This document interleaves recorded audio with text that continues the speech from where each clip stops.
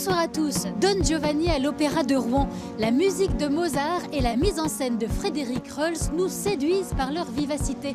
Le personnage principal, subversif et volubile, est ainsi mis en relief. Il court et s'échappe et nous le suivons au fil de ses conquêtes.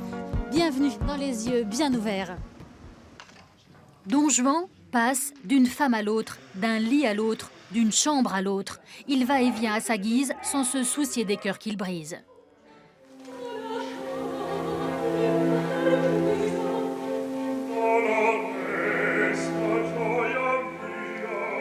Son impudence et son amoralité le conduiront à sa perte.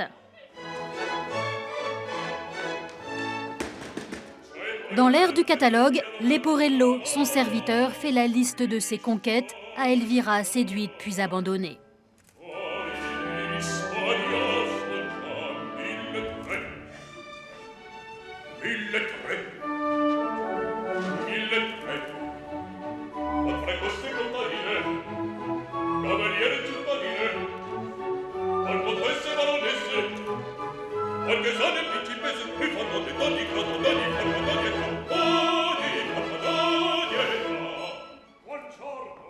Don Giovanni, opéra de Mozart en 2 actes et en langue italienne, est un drama giocoso, un drame joyeux, toujours entre tragédie et comédie. C'est aussi un peu comme un blockbuster, un Hollywood blockbuster. Il y a plein d'actions, il y a plein des grandes mélodies, les scènes chorégraphiques, les ballets, les danses. Non, c'est vraiment un spectacle. Don Giovanni et la musique de Mozart sont en mouvement permanent. Leur frénésie s'accorde. On a essayé de travailler sur cette dimension-là dans la mise en scène avec un jeu notamment de sortie dans les différents endroits du décor possible, un côté un peu labyrinthique de l'espace avec ces échappées possibles et permanentes du personnage principal.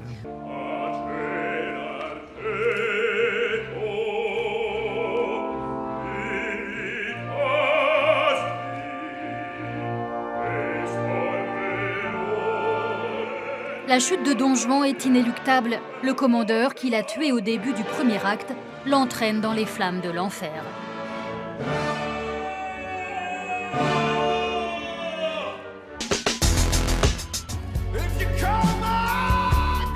Une silhouette colossale et une voix d'ange, Rover a sur scène une présence.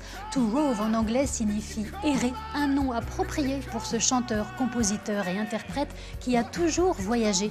Ce soir au Trianon transatlantique à Sotteville-lès-Rouen, Rover se pose avec son 2e album intitulé Let It Glow, mélancolique et fiévreux.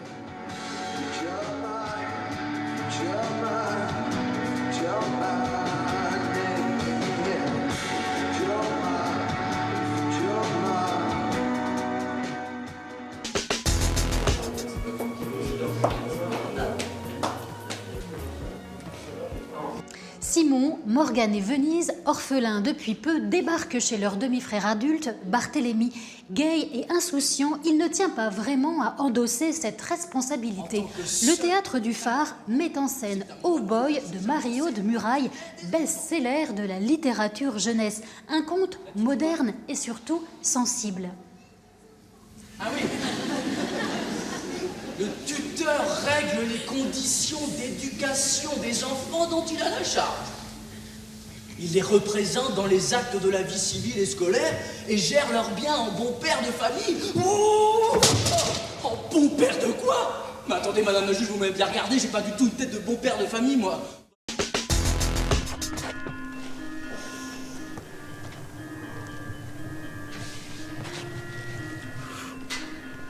Comment poser un regard neuf sur l'architecture d'un lieu en y regardant voltiger des danseurs? C'est la proposition de la compagnie In Fine. Sa balade d'un stégophile investit le centre culturel Marx d'Ormois à Grand-Quevilly ce soir.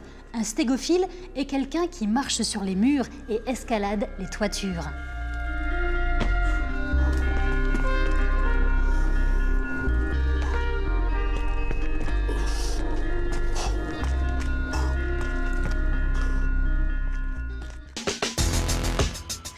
avoir d'elle pour la journée de la femme. Vendredi prochain, à la médiathèque de Déville-lès-Rouen, la comédienne Marie-Laure Favry présente son spectacle.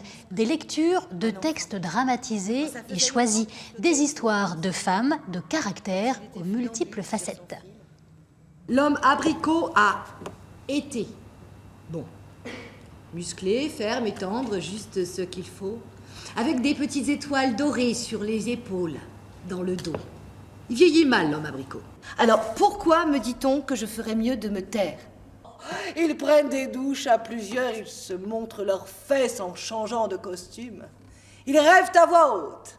Ils pensent au jour où ils me piqueront ma grande loge. Et s'ils savaient comme on s'emmerde ici... Une dernière idée avant de se quitter. Le trio légendaire de reggae The Abyssinians est en concert à la Traverse à Cléon vendredi prochain. Profitez bien de ces sorties diverses et variées. Retrouvons-nous la semaine prochaine avec bien sûr les yeux bien ouverts.